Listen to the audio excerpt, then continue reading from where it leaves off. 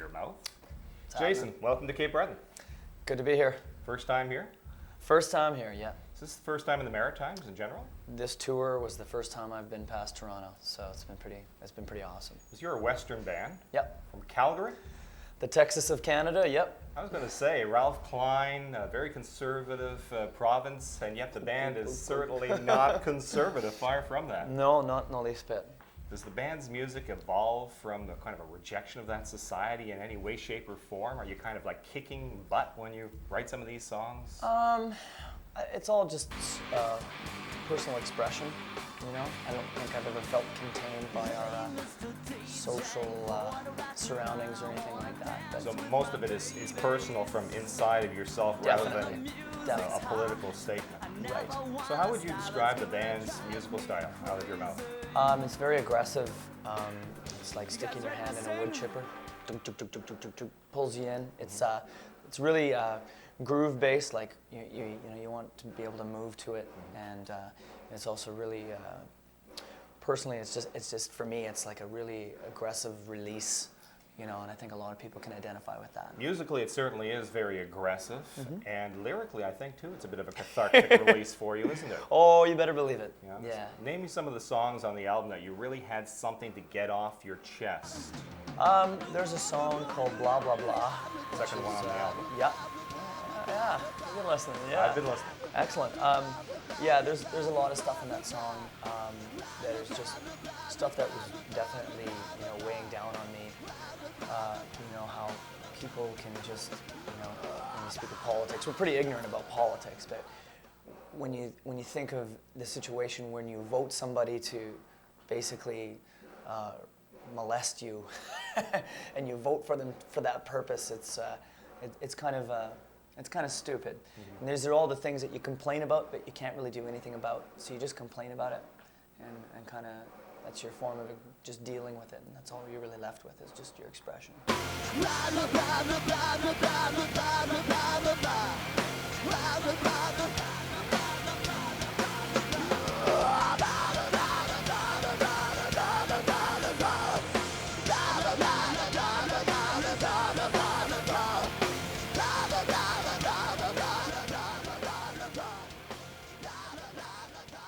I suppose people will get a chance to do something about it, June 28th.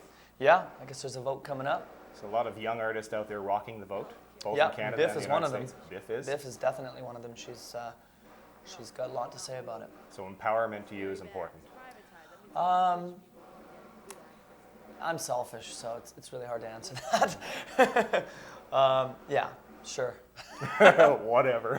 Whatever. When you were younger than you are now, and you're not old now, but who were some of your musical interests, people that made you think that maybe this is the career for you? I have been a music lover for as long as I can remember in my whole life.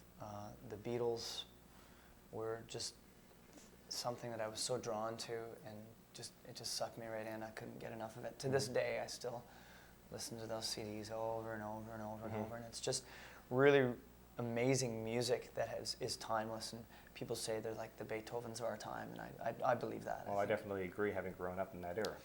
Well, yeah, I mean, I kind of wish I did. I think it would have been something to witness firsthand rather than witness it in more of a historical perspective. Who introduced you to their music? Other musicians. I was a really ignorant musician for the first half of my life. I listened to very, very specific things and only that. I was pretty narrow-minded. And when I started playing with other musicians and started to explore other types of music, I was really overwhelmed by some certain things, and the Beatles was one of them. A band called Ministry was another. English band? Ministry? Yes. No, they're from, I believe they're originally from Chicago. Okay. And they're insane. That's where the more aggressive side of our band comes from. You know, if you take the Beatles and Ministry and smack it together, you might get something like what we do, but. Maybe someday you'll cover a Beatles song on a future album if Michael Jackson allows. Yeah, well, you may need some money for court cases. He's going to be selling that off pretty soon if he hasn't already. So. Yes. Now, Madonna. You have covered Madonna. I have. On the debut BMG recording. Yep. And what led you to music, that particular single? It's just one of those songs. I mean, I love Madonna. I buy her records, and when I was driving home from the store from buying her record, it's the first song on her CD, and I'm singing away in the car at the top of my lungs, making a complete fool of myself. And I thought, what idiot in their right mind would cover a song like this? So it seemed only fitting that we would cover that song. We've been doing it ever since. It's been in our repertoire for 4 years. Oh, excellent. You know, so it's just been for fun, and people really identify with it and enjoy what we do to it. And we thought, what the hell, we'll put it on the The record. legalities of being able to cover a song like that. To my knowledge, you probably want to ask my lawyer, but to my knowledge, all you have to do is when you record a song, as long as when the song earns money from publishing, the people who wrote the song get paid, and as long as those people are getting paid, that's the legalities of it. That's it. You can do what you want. Now, that's in America. I think in Canada, if you were to do something like put it in porn or something like that, I think they can actually stop you. Whereas in America, I don't think they can. I think as long as you paid for the recording and you're paying your publishing dues, I think you can do whatever the hell you want. Have you had any feedback from Madonna herself Not or her yet. company? No? So, I'm waiting. to your knowledge, she hasn't heard or seen the video or heard the song? No. All right. Now, the band originated in Calgary as, well, an outfit called the Flu. How many people were in the Flu? It started out as a 3-piece. 3-piece? And eventually grew to a 4-piece. And then when we got signed, literally the day before we went to make our record, we became a 3-piece again. I had to cut some dead weight. And so we made the record as a 3-piece, and then when the record was done, we kind of had to reassess what the group is going to do in the very near future with touring and all that sort of stuff. And we looked, and now we're 4-piece again. And during the recording of the record, weren't you 666 at one time? This was your idea, was Well, it not? no. Well, it was kind of, we got painted into a corner with our record deal. We signed the deal. We wanted to start making the record. And the record company basically said, who was Zomba at the time? We weren't BMG yet. We were signed to Zomba. And they were like, we're not going to start your record until you pick a name and trademark a name. So pick a name, because we could not use Flu to trademark reasons. You want to explain that before we move on there? Who owns that name right now? I believe it's Procter & Gamble. Oh, really? Tylenol, Okay. cold and flu. I didn't know they were touring. Yeah. Go figure. I think it was more, not so much a matter of ownership. It was just a matter of difficulties. It was, with the importance of the importance of the internet these days. You don't want people to have to dig to look for your stuff, because kids don't. Perish forbid. Who's got the patience to go and bother with all that crap? Especially I with don't. a slow computer. Exactly. AOL. Oops, did I say that? You got a little Jadarism on you there. That's great. So anyway, so we couldn't use the name. So every name that we threw at the record company, they didn't like, and they would not let us start recording. So I'm kind of like, what name do you like? Why don't you tell me what name you'd like us to be so we can start recording? So they kind of threw this name 666 at us. And Yeah, we're we like the devil's fine. number 666. Yeah, go Yeah, on. blah, blah, blah, blah, whatever. And it wasn't you guys. And No, the no, rest of your band really objected to it. Oh, they did. Yeah, they hated it. And I was kind of like, guys, it's time to make a record. So we've waited long enough. To hell with it. Let's go. So we trademarked the name, shelled out of our pocket with our own money, trademarked it, made our record, and of course, during the time of us making our record, Zomba got bought by BMG. And BMG is like, oh man, this is a great record. We're just not sure about the name. And we're like, yeah. We wanted to pick a new name, so we were really excited about that. So there was a brainstorming session, and this came out of somebody's mouth? Well, That's what the had story. happened, sort of, what had happened was we were, again, throwing all these names at the record company and either having trademark problems or creative problems. And it was getting really frustrating. We had like hundreds of names, literally. And it was getting to the point where we started to come up with really gross names for fun, like embryo soup. And when one of us had said, I don't remember who said embryo soup, but then Paulie's like, oh, I can't believe that came out of your mouth. And then all the light bulbs went off. And it was like, oh, that's the name. And I'm a bit of a big mouth anyway, so it seemed really, really fitting to call the name. And So embryo record soup company- led to out of your mouth. Sort of, yeah. Okay. How do you feel about downloading today? That seems to be a hot topic, and some artists are for it. Like Alice Cooper saw him on the Juno saying, yeah, if it hadn't been for downloading, none of the newer kids would have ever heard about my music. But then you see Alanis Morissette and some of the other people that are a little younger going, hey, this is hurting us financially. How do you feel? Well, it's like this. I'm not too worried about money in my pockets. I don't have any yet, and I'm doing what I like to do, so I'm already successful in my opinion. But what does happen is bands like Britney Spears, NSYNC, and all that, those are guaranteed money makers for record companies. They are not going to cut their budgets. Those people will still have the same amount of marketing money spent on them. The record costs will still cost the same. A band like ours, coming out of the gate, where we have to actually spend a little bit of money just to get out there, our budgets end up getting cut a lot. Our record gets done for half the cost. Our marketing gets cut. You know, bands, the newer bands are the ones that are going to suffer. And in the end, you know, there's just going to be fewer and fewer bands, which is going to affect the quality of music in a very big way. So A&R is going to hurt. Artist Everything's development, going to hurt.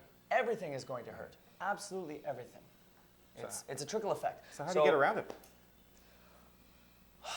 If you knew that, you'd be rich. At the risk of being unpopular, I think they need to police the downloading thing. I think they do. I think it's stealing.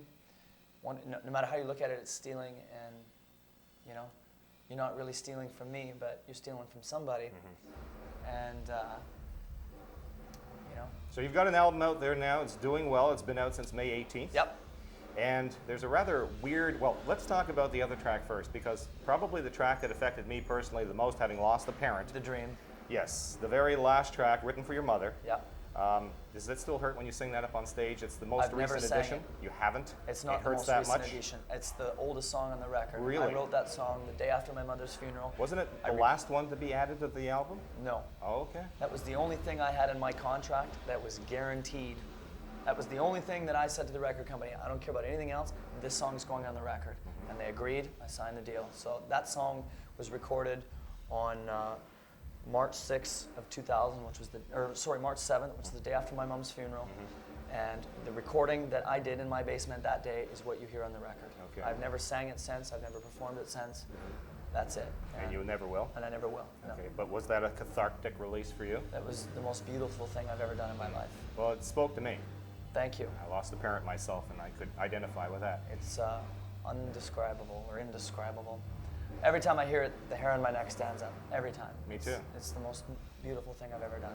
And then right after that, the phone calls. Yeah, that's... The story of that? We have this friend whose name is the Colonel. And the Colonel is a guy who's helped us out, you know, from the beginning of Flu. He was a facilitator for the band. He did a lot of the work, web design, art design, and he did it all for nothing. Like, the guy was just a really fantastic friend. And unfortunately, he's one of those guys who never answers his phone. Okay. And I'm one of those guys who hates when people don't answer the phone, when I know they have their phone with them. So I started leaving him really cranky messages. And the day before we left to go make the record, he hands me this CD and he says, "Here, you might like these." So here I am on the airplane, flying to Toronto to start recording, laughing out loud on the airplane with headphones on. I just couldn't believe this crap. Did you remember making those calls? Most of them, yeah. Most of them. Some of them were pretty recent too. You know, like they are in pretty chronological order. You know, and it's it makes me chuckle every time. And you know, some of the jokes in the phone calls are inside jokes. A lot of the people won't get them. They still might find them funny, but there's some really golden stuff in there. Well, it made my head turn a couple of times, but I've made a few of those calls myself. Yeah. Everybody has. That's the thing. I'm a bit of a nut job, I guess. I make them all the time. One of my students in my radio and television broadcasting course that I teach here in Cape Breton gave me a few questions to ask you. So, for Nicole, what is the best thing that you've been getting out of this tour that you're currently on? I know you're near the end of it. This is your last date with Biff. I think the best, absolutely hands down the best thing is the experience of working with other bands, particularly these bands. Like Biff Naked and her crew and her band they've become family to me, and you don't expect that. You expect to go on the road and get treated like garbage by the headliner, because that is what usually happens. But she's a very beautiful person, and I think getting to know all those people has been the best part about the tour. As an artist, what's your goal? Your maybe short-term and long-term goals? I've had two long-term goals in my life. My first long-term goal was to get a record deal and make a great record. I've done that. And my next long-term goal is to actually be able to flourish as a musician and do this for a living. So that's my next long-term goal. My short-term goals are to cave people's heads in with this music, which I'm consistently doing every night in every town we go, and I'm really happy about that. Let's go from there and segue to the second last question. Okay. The other members in your band, we haven't mentioned them yet, and we should. We're remiss in not doing so. One fella's been along for the ride for quite a while. Yeah, Paulie has been in the band basically since the beginning. Ironically, he was the drummer in the band until we finished making the record. I noticed that. And he's now playing bass, which is kind of, we're all multi-talented. So It's still a rhythm section. Oh yeah, it's still rhythm section. So we're all multi-talented. So we're fortunate in the way where when we had a situation like we did with one of our musicians, it made it a little easier for us to do something that we had to do, which was move on. When Jared came along? Jared's been in the band for well over 2 years now. So he was an amazing addition because he's a better singer than anybody I know. And if he wasn't in my band, he should be singing in his own band. He's high energy. Incredible. Oh, he's top shelf, you know. And Rob, our drummer, is well, you got to see the kid live. He's insane. You know, he's just a fantastic drummer, and you know. And we're all on the road. We've been on the road together for 40 days or something like that, and we're all still getting along really well. And you know, it's been a really, really good experience, and I think we're off to a good start. Well, when it stops being fun, it's time to quit. Yeah, exactly. When it becomes work, you know, that's the whole dream of being a rock star. It's not work. Being paid to do something that isn't work, Exactly. It's like candy.